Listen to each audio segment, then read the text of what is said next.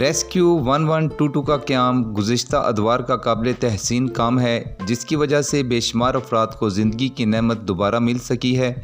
تحصیل دینہ میں ریسکیو 1122 کی بلڈنگ مکمل ہوئے کئی سال گزر گئے، لیکن کسی سیاسی لیڈر نے اس کی طرف توجہ نہ دی۔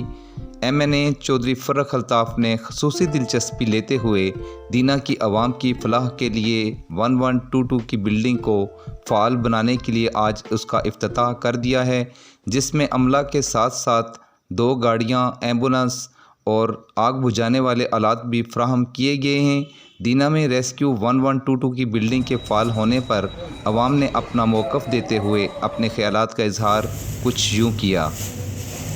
ریسکیو 1122 ایک درینہ مسئلہ تھا یہاں پر، کیونکہ جب ماضی میں ایکسیڈنٹ ہوتے تھے تو تب جہلم سے عملہ یہاں پر آنے تک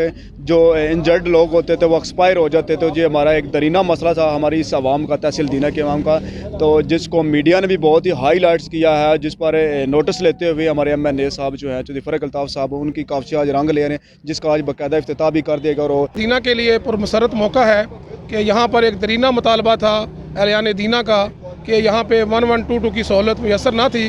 جب بھی کوئی حادثہ رونما ہوتا تھا دینہ سے، ہم جہلم اور میرپر سے یا منگلہ سے 1122 کی سہولت لیتے تھے۔ آج ہمارے لیے بڑا پرمسرت موقع ہے اور اس میں کوئی شبہ نہیں ہے کہ اس 1122 کی ہمیں اشد ضرورت تھی۔ ہمارے دینہ میں، تحصیل دینہ میں جو 1122 کی بلڈنگ قائم ہوئی ہے، یہ ہمارے ہاں بڑی محرومی تھی، بڑا مسئلہ تھا کہ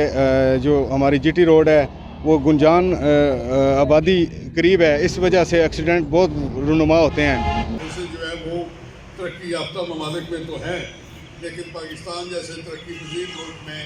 اس شاندار اور اتنی پیشہ ورانہ مہارت کے ساتھ ہر جگہ پر 4-5 منٹ کے نوٹس کے اندر پہنچ جانا